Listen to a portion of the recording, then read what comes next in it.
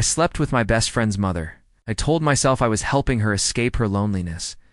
But in truth, I was the one caught in hers. Marissa.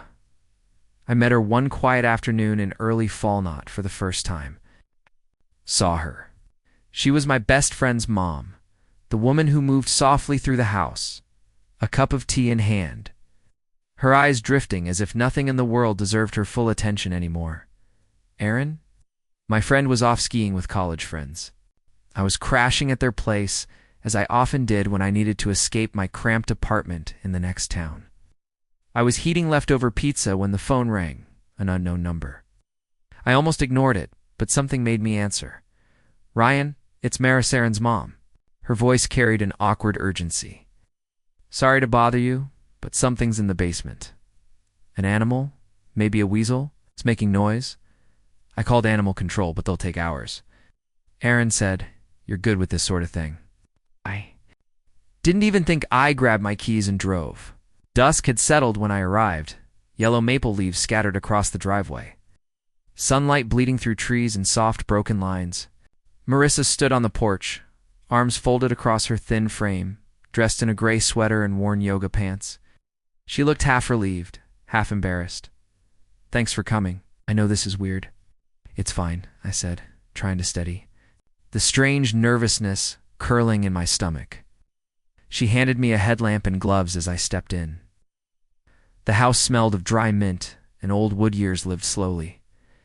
I know this isn't what you signed up for, being Aaron's friend, she said, chuckling as she pointed to the basement door. Just don't let it bite you. The noise downstairs was faint, but enough to tighten my chest. I crept down, light cutting through the shadows. After a few minutes, I found a raccoon trapped behind a cupboard. I pushed it gently, with a broom toward the open window, and it scrambled out as if fleeing from a dream. When I came back up, dusty-handed, Marissa waited at the top of the stairs, holding a glass of lemonade. Like in the movies, she smiled. Thanks for not screaming. We sat later on the garden bench beneath the magnolia tree. I drank slowly as she talked about Aaron off skiing with his girlfriend, how cleaning the basement was too much. Alone, I mostly listened. Her fingers fidgeted with her sweater straps, her gaze lingering on the darkening sky. Nothing happened that evening. No lingering stares, no accidental touches. Just quiet conversation and birdsong. But something had shifted from that day on. Whenever I stopped by dropping Aaron off, or once bringing muffins, she smiled differently. Not like a polite hostess, but like someone who had been waiting. Didn't think much of her words that night. You remind me that I'm still a woman. It was like light flickering behind frosted glass there, then gone. A few days later, I came to return some screwdrivers I'd borrowed. She remembered I took my coffee black, no sugar. I recall you drinking it like this, she said, pushing the cup toward me slowly. I began to notice. Every time I arrived, the house seemed warmer. A vase of fresh flowers appeared on the table. Soft music played from a small speaker. The smell of apple pie lingered. It felt like the house and she were coming alive again after some long winter. Aaron's trip kept getting extended. There. Stopping in Colorado, Marissa told me one afternoon, pouring more coffee. She didn't look at me when she said, "A house only gets cleaned when it's empty." But her eyes, when they finally met mine, weren't talking about cleaning. 1. Afternoon, I showed up earlier than planned. An interview had been canceled. Marissa was cleaning the windows, her hair tied back, an old t-shirt clinging loosely to her shoulders. Something about the way her thin frame moved made me stop in the doorway longer than necessary. "Oh, I thought you were coming tomorrow." Her eyes widened briefly. "Schedule changed," I said, stepping in. "You do have a habit of showing up unexpectedly," she teased, soft smile curling her lips. "Am I bothering you?" "Never," she said quickly, warmth flickering in her eyes. I meant to leave after giving her some hangers I'd bought, but I didn't move, and she didn't ask me to. Instead, she washed 2 extra cups and made tea. We sat on the living room. Floor backs against the sofa, Nora Jones playing low, tea steaming, air cool, our breathing slow and unhurried. I told her about my mother, how she'd died when I was 6. how I couldn't picture her face without photographs. Marissa grew quiet. I lost my mother young too, she whispered, eyes heavy on her cup. So I understand. Pause, then softer. Sometimes I forget I was ever a daughter, a lover, someone worth holding. Her gaze shifted to the window, voice trailing. You can't forget that, I said gently. You're wrong. She smiled sadly. When every day is just bills, dishes, and the news playing quietly, you start to believe your past being touched. It's not attractive anymore, not a woman. The silence after was thick, pressing. I wanted to hold her hand. My lips parted, but no words came. Thankfully, she changed the subject. I found some of Erin's old notebooks today, she said with a small laugh. One page said, Mommy's a superhero because she can drive, make pizza that doesn't burn, and chase raccoons. I laughed. She laughed. And for the first time, I saw her relax, like the young girl in those old black and white photos in the hallway. That night, I stayed longer than planned. When I finally stood to leave, Marissa walked me to the door. The autumn wind swept through, carrying the faint scent of mint from the back garden. Thanks for the tea and the story, I said. Softly holding my coat, thanks for being there, she said slowly, her eyes never leaving mine. It earned away when she said it, not because I didn't want to see her, but because I was afraid if I looked, I wouldn't want to leave after that tea. Things were never the same, not because anything obvious happened, but because the silence between us began to take on a different color, as if the space around us knew something was growing and it chose not to speak. I still went to Marissa's house a few times a week, sometimes to pick up some mething. Erin asked me to do sometimes to help her change the kitchen light, sometimes for no apparent reason. Shetton asked. She just smiled and said, You're really good at fixing things I can't reach. It sounded simple, but her eyes weren't. One Saturday afternoon, after it had just rained, Marissa called me over to help her rearrange the bookshelves in her study. My back's been as stiff as rotten wood, she said softly on the phone, half jokingly. I arrived, the door was open, the house smelled of orange essential oil. She was wearing a long striped dress, her hair loose, her feet bare. It wasn't intentional, but it made me breathless. Iced tea? She asked, pouring and tilting her head to look at me. Yes, thank you. I nodded, trying to look down at the coupe d'eau. Avoid her gaze. We got to work. The shelf was heavier than I expected. I reached forward, my hand slipping slightly. Marissa quickly held the edge, but her hand accidentally touched my chest, soft and shaking. Sorry, she whispered, pulling her hand back quickly. It's okay, I said softly, my heart suddenly pounding. We continued in silence. No more words were spoken, but the atmosphere was heavy when we were alone. I sat down on the carpet, leaning against the wall. Marissa handed me a cup of tea, then sat down next to me. Her heel brushed my thigh as she shifted, shed and pull back. I used to hate summer, she said, looking out the window, because it made you feel empty. You like it? I said, the sun makes me feel alive. She turned to me. You always had that energy, the kind of light that people don't know they're missing until they have it, she said, her voice. I looked at her speechless, because in Mayas at that moment, she was no longer my friend's mother, no longer an old womano, longer someone in need. She was the only person who looked at me like I had value, not because of my age, not because of my status, but because of me. That night, as I stood up to leave, Maris searched for the phone from the table. Her hand touched mine. Intentionally or unconsciously, I couldn't tell, but this time she didn't pull back. You're leaving? She asked, her eyes still on her hands. Yes, it's dark, I answered, but didn't stand up completely. Yeah, she nodded slightly, but her eyes seemed to be holding something back. I reached the door when she called after me. Ryan, I turned around. Thanks for making me laugh today, she said, her hand tightening on the hem of her skirt. I like seeing that smile, I replied, and for the first time I didn't avoid her gaze. She didn't say anything else, she just smiled. But that smile, it wasn't as gentle as usual. It held something deeper, a confession that no one wanted to say out loud. That night, I couldn't sleep. I lay staring at the ceiling, grumbling every little detail, her heels touching mine, her eyes when she talked about light, and the words Ryan going in my mind. The next morning, I turned on my phone. There was No text from America, but as I was about to get out of bed, there was a soft knock on the door. It was Aaron. He came home early. I was startled, feeling like I had been pulled back to reality. "Hey, I bought waffles. Do you still like them?" Holding up the paper bag as carefree as ever. "Yeah, I like them." I tried to smile, my voice a little, but in me head there was only one thought.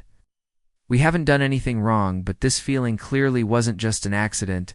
Aaron decided to stay at his girlfriend's house for a few days. I didn't ask why, just nodded when he told me, but my heart was uneasy, not because I didn't have a roommate, but because, for the first time in weeks, I saw the house empty. Except for Marissa that afternoon, she texted me a short note. "If you're free, come over for dinner-made pasta." That was it.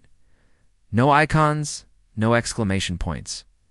But I stared at Themassage for so long that my phone battery dropped 15% when I arrived. The sun had just set. The kitchen was warm with yellow light. The smells of fried garlic, basil, and tomato sauce mingled like an invisible invitation. Marissa stood with her back turned, her auburn hair loose, her long olive dress hugging her forgotten curves right on time. She smiled, not turning around. I left with my heart pounding like I was visiting an ex, I joked, sniffing slightly, trying to keep my voice casual. She turned, holding that glass of wine to me. "I hope I don't disappoint you." "No way." I took the glass, me eyes lingering on her neck for longer than necessary. We ate dinner slowly, wedicked about normal things. Aaron had taken guitar lessons but dropped out. She used to love hiking in the woods. I used Seto. Write poetry in high school, but every sentence, every nod seemed to be filled with an indescribable intimacy. After dinner, she washed the dishes. I wiped the table. Everything was gentle until the music came on from the Bluetooth speaker, a slow, deep, slightly sad jazz song. "I listen to it when it trains," she said, wiping her hands with a cloth. "It's not raining," said, stepping closer to her. "No, but Plemitums do," she replied, looking up into my eyes. In that moment, I forgot who he was and who she was. I only knew the woman standing before me had a fragilite, making it impossible for me to look away. "I'm sorry," I said softly, "because if I keep looking at you like this, I'll then keep looking." She interrupted softly but firmly. I let out a breath. I took a half step forward. "There were only a few inches of air between us, Ryan," she said, whispering like a breeze. "Yes," I replied, barely leading. To blink, "I haven't been looked at like this in a long time," she said, her eyes starting to water. "Then let meadow it, at least for tonight," I replied and touched her cheek lightly. The first kiss was not rushed. There was no gasp or tight grip, just lips touching lips, and a sigh that seemed to release years of waiting. Marissa placed her hand in my neck gently, as if afraid of breaking something precious. I held her very gently, as if holding a resurrected Maury. We didn't make love, not because we didn't want to, but because at that moment our bodies were just shells. What really touched were two souls that had gone unnamed for so long. We sat closer together on the sofa. I rested my chin on her shoulder. She rested her head on my, just her eyes half closed. The scent of her hair was a mix of dry cinnamon and lavender. Laundry detergent, soft music was still playing, the saxophone playing quietly as a backdrop to an unprecedented piece. I kept thinking, Sagging, that at this age no one would want to touch me anymore. No one would look at AM as a woman, just as a mother, a caretaker, a keeper. "I don't look at you like that," I said, my hand gently squeezing her shoulder. I know she saddened, then paused. "And that's the scariest thing." "Why?" I asked, looking down at her. "Because it makes me want to live again, and I'm not sure I have the courage to live," she said, her voice low. I didn't answer. I just kissed her forehead, and for the first time in years, I felt not a boy. Searching for emotion, I was soothing a soul. I left her house a little after midnight.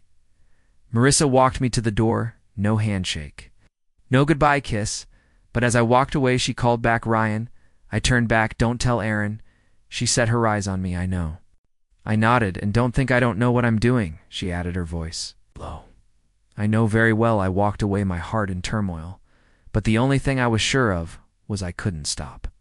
Not after tonight, not after seeing the real her.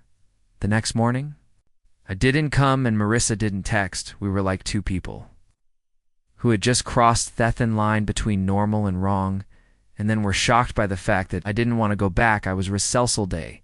I turned on my phone, then turned it off. I wrote a line, then deleted it finally. I just sent, "I don't regret it." She read it, but didn't reply. That night it rained, a sudden downpour wetting the roof, making the streets float by in a blur of light. I walked over to Maurice's house like I couldn't help myself. The door was unlocked. I knocked lightly, then pushed it open. She stood at the living room window, a thin scarf draped over her shoulders, a glass of red wine in her hand. She didn't look at me, just asked it softly. "Aren't you scared?" She whispered, her eyes still looking out, afraid of what I asked, taking off mirror and coat. "They say that there are doors that once opened can't be closed," shuddered. Her voice as quiet as rain. "Then don't close it." I stepped closer, stopping half a step away. "Ryan," she said my name, for the first time without honorifics. I looked up. She put her glass down on the table, then took my hand firmly, but trembling. We kissed again. No more reserve, no more asking for permission. This time, it was an admission that this had been there all along. We just chose not to say it by name. My hand slid lightly over her back, feeling every curve familiar. Yet knew Marissa wasn't young, but her skin was still soft, still smelled of a woman who knew how to live, how to endure, and know how to let go. We didn't say anything the whole time. There was no need. Every movement, every breath was enough for a conversation that would last for years. It was all over. She lay her head on my chest, the thin blanket covering her hips, and whispered, "This isn't allowed." She said almost to herself, "I know." I replied, looking at the ceiling, "But I also know I need it, not physically, but fact that I can still be wanted, touched, seen as a woman." She continued, her voice choked, "I've never seen any as beautiful as you were just now." I gently stroked her hair. She was silent, just squeezing me gently in gratitude, in a way of saying thank you for not looking at me like someone's mother after that night. Everything between USBM nameless, not love, not a mere physical relationship, not an adventure. It was like two souls accidentally walking in the same direction and had to touch each other in silence. We kept it a secret, no strange messages. No calls at odd hours, just running errands, bringing errands, something stopping by because it's on the way. But underneath it all is the truth that with just one touch, all defenses are gone once. I walked into the house while she was reading. She was wearing a thin robe, her hair a little wet. When she saw me, she just said, "You're early. I miss the smell of lavender." I told her the truth. Shesmild put down her book and said nothing, but when things go wrong, they'd start to show. One afternoon while I was helping her replace the kitchen doorknob, Aaron called. I almost dropped my screwdriver when I heard his voice on the speakerphone. "Is Mom home tomorrow?" I was going to stop by, topic up something. Aaron said nonchalantly, "Yes, Mom is home," Marissa answered, so calmly that it made me nervous when I hung up. I looked at her. "We're playing with fire," I said, half seriously, half warning. "I know," she replied, her voice colder than usual. "Aren't you afraid?" "I was afraid, but binge afraid doesn't make you live any longer," she replied, turning away. I was about to go and hug her, but stopped, not because I didn't want to, but because for the first time, I felt like I was standing on the edge between love and destruction. That night, I didn't come over and she didn't call, but in my head, her voice still echoed, "This isn't allowed," and it was precisely that not allowed thing that made me unable to stop thinking about her. It was as if the universe itself began to feel the need to set limits. One sunny morning in early May, ASI was dusting a picture frame in the living room. The wooden gate opened, and a silver sedan pulled up in front of the house. Marissa stepped onto the porch, her face a mixture of surprise and anticipation. A woman stepped out of Vecker, a stocky, silver-haired woman in a gray suit and dark glasses. "Claire," Marissa called, out a hesitant smile on her face. "Do you need to call ahead to visit your sibling?" the other said, stepping up the steps, her tone half joking and half wary. No, I'm just surprised," Marissa replied, her eyes darting to me, who was standing awkwardly with a broom in her hand. Claire turned to me, her eyes narrowing. "And this is Ryan, Aaron's friend," I said, holding out my hand. "I'm Aaron's friend who lives here." She shook my hand, her eyes never leaving mine for now. I nodded. Yeah, Claire nodded, saying nothing more, but her gaze was clearly scanning Marissa and me. I tried to keep my distance all morning, but whether I was in the kitchen, the attic, or the back porch, I could feel Claire's eyes following me like a shadow once I caught her looking at the hoodie I'd hung behind my chair, the kind that Taryn didn't wear but that I did. Claire didn't say anything, but she didn't need to the look from the woman who'd been a school monitor for more than 30 years was enough to make me feel like a student caught. Hiding papers up my sleeve that afternoon, I excused myself to go out and buy some groceries. When I returned, I found Claire and Marissa sitting in the garden. 2 glasses of wine were on the stone table. Neither of them smiled. Ryan went for a walk. Clarice gloosed when she saw me. Yes. I just picked up a few things, I said, placing the paper bag on the shelf.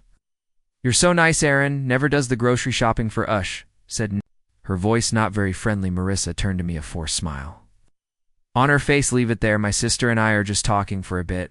I nodded, but as I entered the house, I could still hear the rest through the half-open door. You know what you're doing? Claire asked, her voice low but sharp as a knife. Do you think I don't know what I'm doing? Marissa replied, not beating around the bush. I'm playing with fire with my son's friend, Claire said bluntly, not awkward. Marissa said, her voice low, but he's not the one for you either.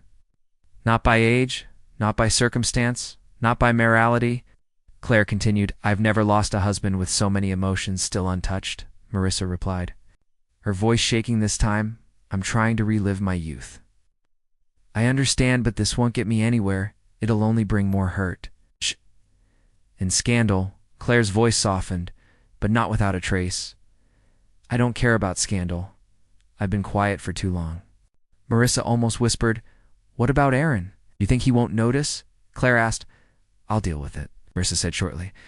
I'm trying to convince myself it's love, but really, I'm just trying to hold on to something that makes me feel alive. Claire stood up, her voice starting to cool. Marissa didn't say anything. She just sat there, her eyes glued to the damp stone floor that night.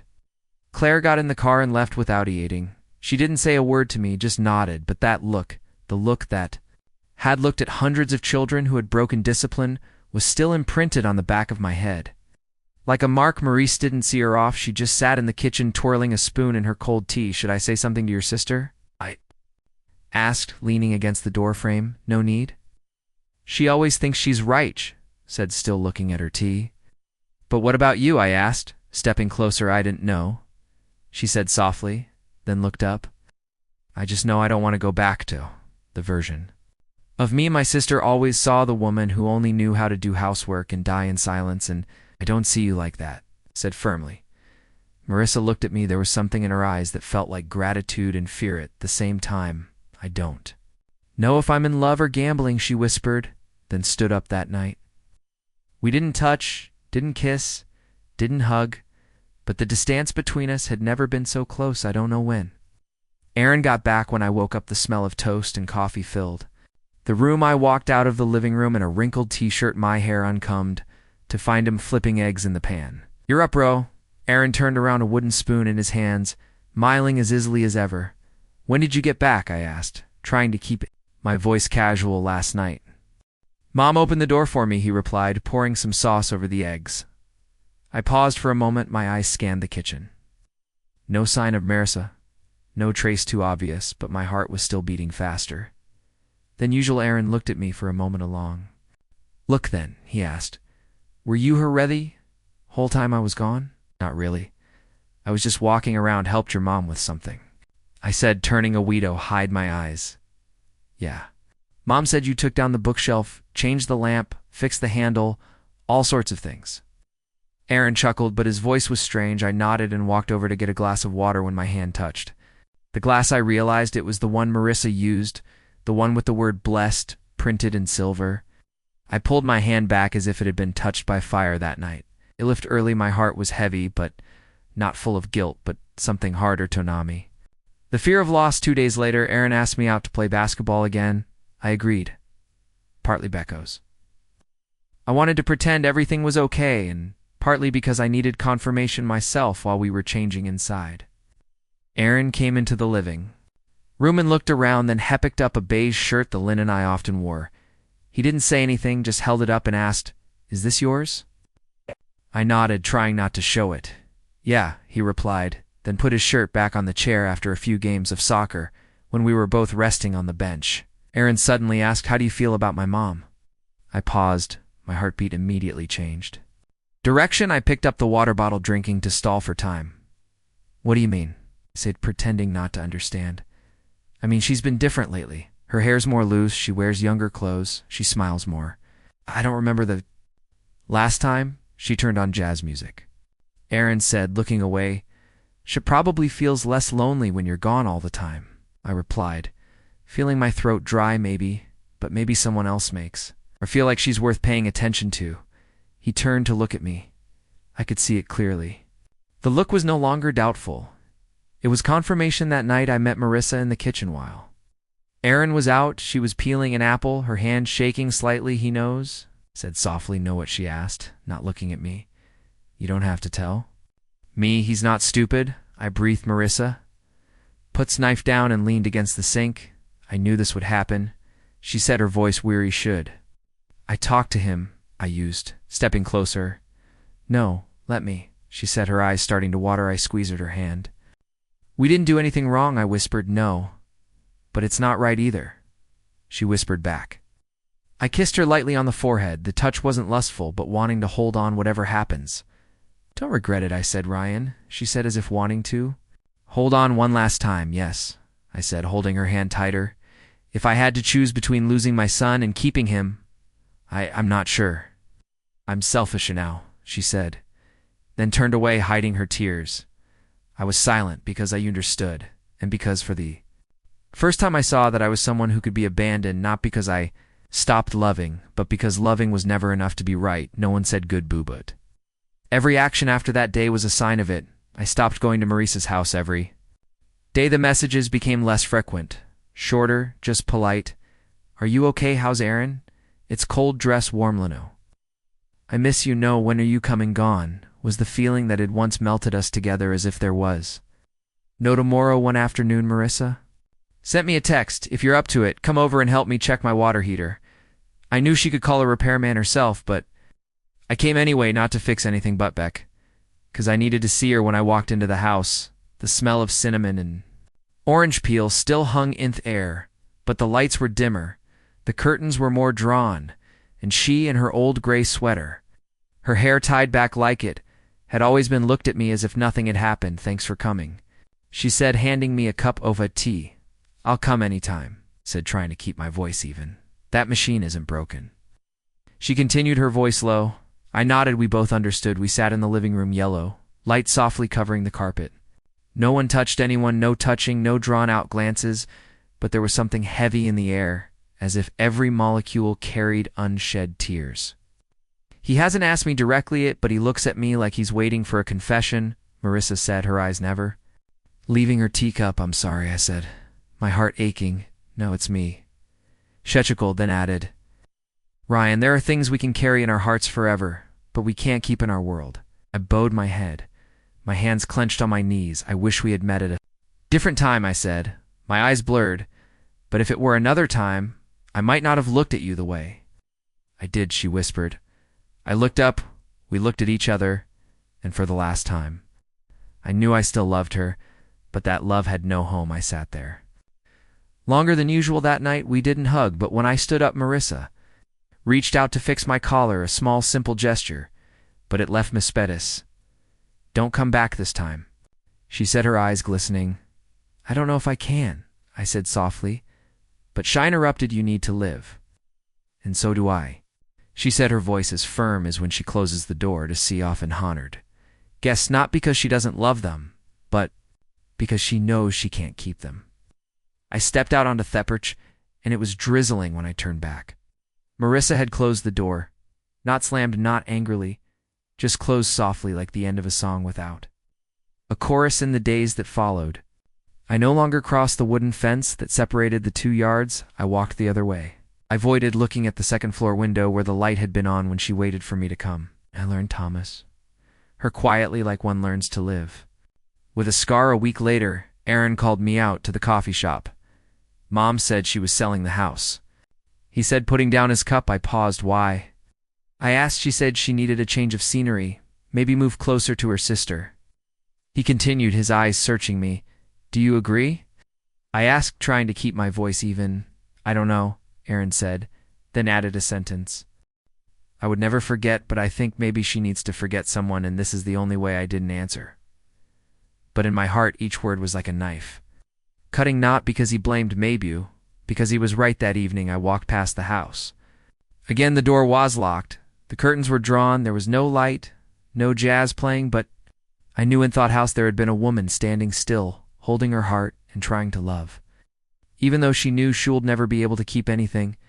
Aaron knocked on my door one Sunday afternoon. No reason needed. Are you free? He asked, holding a can of beer. Come in. I nodded, making way. We sat down on the sofa. The TV was still in, but no one was paying attention after a few minutes of silence. Aaron spoke. Have you ever loved someone you weren't allowed to love? He asked. Staring at the screen, I swallowed not. Off surprise, but because it was finally happening. Yes, I said. My voice. Did you stop? He asked. I tried, I told him honestly, my heart churning. Aaron opened a can of beer, took a sip, and put it down on the table. I remember when my mother used to laugh. A lot when my father was alive, but after he died, it was like all the color had been taken from her. He said slowly, I fell silent. Beckos. The story was no longer about me, and then lately she's been coming back to life, but not for me, not for any of us. Miralitives, Aaron said, turning the beer can in his hand. You think I started Boutois' cutoff? I know. He said simply, not angry, not hissing. I hung my head, my heart felt like it had hit a rock when Aaron asked. Looking at me, I don't know exactly, No, it wasn't something I planned. It wasn't something I could control, I said. My voice almost a whisper. Shiz my mother. Ryan, Aaron said, his tone hardening for the first time, I know, awed, not daring to look at him. And I'm your friend, your best. Friend, he continued. I never meant to betray you, I said quickly, almost taking in every word, but you did. Aaron said, no yelling this time, just the truth. I didn't. Quizzes. I just sat there accepting it. Is it because I'm gone, because she's lonely? Because you're free? Aaron asked, turning to me for the first time. No, it's because she gives me a feeling no one else has. She doesn't see me as a young man. She sees me as someone who is truly worthy of love. I said, looking him straight in the eye this time. Aaron narrowed his eyes, then leaned back. Have you slept with my mother? He asked, unblinking. I squeezed his hand, then nodded. He laughed. It's dryly a short, joyless law. I should punch you. I should throw you out of the house. Aaron said, standing up, eyes blazing. I won't stope you if it makes you feel better, said, still sitting still. He took a few steps, then stopped, but I won't. He continued, his voice shaking slightly. Why? I asked. Because if I did, I would be no different from my father, who left Mimither for a younger girl, and now that younger girl is you? Aaron replied, his eyes welling up. I was speechless. Do you love her? He asked. Yes, yes, yes, yes, yes, yes. She us, yes. He soared from me. Does she love you? I think so. But she would never say, because... Is your mother, I said, trying to keep my composure. Aaron stood for a long moment, then he turned away. I'm moving out next week. She's selling the house, he said, his voice breaking. Aaron, Calido can't be the same. Ryan, he said without turning around, but I hope you don't hurt her again. If there's anything left to be kind to her. He walked out, closing the door gently. No punch, no break. There was only silence after a storm, and I, the one left behind, did not know whether to rejoice or cry. Marissa had moved away without warning, without leaving a message. I only learned of it from Aaron, who sent me a brief text. Mom moved in with Aunt Claire. No dress. I read the message over and over again, like someone lost. In a land without a map, no goodbye, no last glance, no. More Ryan as a desperate call in the middle of the night. I still walked past. Old house, I still saw that wooden fence, that second-story window. Beaut of everything suddenly seemed like it had never belonged to any of my memories. A middle-aged couple had just moved in, had 2 small dogs, and planted a few rose bushes on the porch. No one knew that there had once been a woman with deep eyes and a young man with a heart not yet old enough to reason, who had once loved each other in silence. Time passed, the seasons changed. I moved Aaron. Stopped texting as much we became people we used to know. Not exactly enemies, but not friends. Either I went to work, met a few people, smiled when needed, nodded when needed, but deep down, I knew thought. There was a period of my life, though short, that had forever changed the way. I felt about love, not the impulsive kind, not the intense kind, but the kind that was as light as the wind, as deep as the roots. And as painful as a season that would never return. One afternoon, I received a postcard. There was no sender's name. It's just a picture of a small wooden bridge over an autumn stream and a neat line on the back. There are things that are not allowed to. But real but are always real, like the moonlight in the middle of the day, like a longing that doesn't need a witness, no signature. But I knew every stroke of that handwriting. I knew the way she used periods. I knew the way she capitalized the first letter when it wasn't necessary. I held the postcard in my hand for a long time, and in that moment, I understood, even though we were no longer together, what was real would always be. Real Marissa didn't need to be here. She didn't need to touch me. She didn't need to text me, because she somehow still existed in me, like the most beautiful low note in the music of life. I stumbled into a small bookstore in Santa Rosa on a rainy afternoon, not looking for anything in particular, just it was pouring rain and I needed a place to stay dry.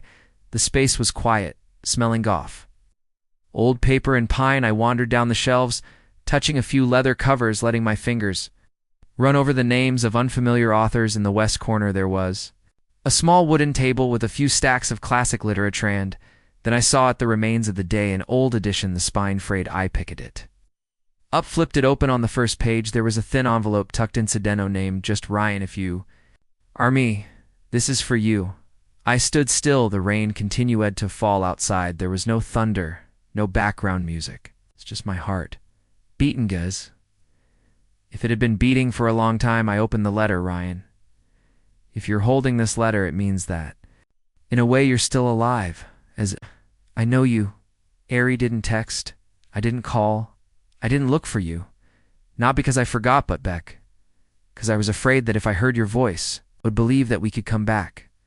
Some loves are not meant to last more than a season. I used to think I was selfish, but in the end I realized keeping the best image of us was the kindest thing I could do. I've moved on, as you told me to do. I no longer wait for anyone at the door. I no longer order 2 cups of tea, but sometimes I still turn on some jazz, just to remember that someone once looked at me as if it were the last spring left in the world. I didn't want you to find me.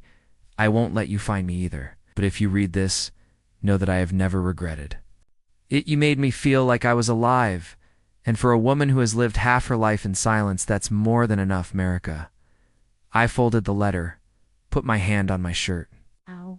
Maybe she had left it here a long time ago. Maybe she had told the store owner. Or maybe the universe really has a way of delivering unspoken words to the right person. I didn't cry. I didn't need to, because not everything it hurts needs to be cried. There are memories written with serenity. I bought the book, took the envelope with me, and when I walked out of the store, the sky had just cleared. The smell of the earth after the rain and the scent of wild oranges wafted in the wind. I looked up at the sky. Marissa wasn't there, but I knew somewhere she was looking up at the same sky, not waiting, not fragile, just living. I put the letter in a small wooden box, placed it on the bookshelf by the window where every morning the sunlight slanted through the curtains and fell gently on the spines of old novels. Not to forget, but to remember properly. Life does not give us back what we once had. It only takes us to other places, to their people. But there are some pieces of memory that will not fade, not because we hold on to them, but because they have become part of us, like breath. Marissa was one of those pieces. She did not need to be present, did not need to be named. She just needed to exist. Once I walked through the park in late spring, I saw a middle-aged woman sitting under an oak tree reading a book, her eyes half closed, her hand gently twisting the silver ring on her ring finger. I paused for half a second, not because she looked like Marissa, but because of the way she sat, so peaceful that it made my heart clench. She kept walking, not looking back, but in my heart I know there are people who didn't stay, but they never leave. And love sometimes is not to hold on to, but to remind that we have lived, felt loved, been true to ourselves. Even if only for a moment. There are loves that come not to stay, but to make people sev themselves.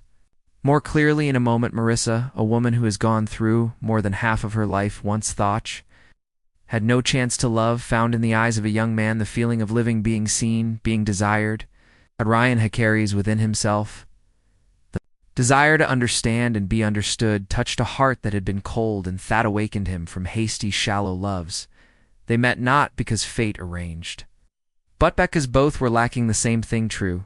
Seeing they broke up not because they stopped loving, but because that love, even though real, could not live peacefully in a world with too many boundaries. This story does not have a fairy tale ending, but it leaves behind what fairy tales often lack: the truth that love does not discriminate by age. It only requires empathy. The truth is that some people didn't stay with us for the rest of our lives. Oh, but they'd stay with us for the rest of our lives. And if you, the person watching this video, have ever loved, kept a love that wasn't allowed, or missed someone that couldn't be returned, then you know how they feel. You are Marissa or Ryan. Share your story or simply an emotion that made your heart flutter in the comments below. Don't be shy, because this is a safe place for those who have truly loved. And if this story touches something in your heart, please like, subscribe, and share to spread more stories.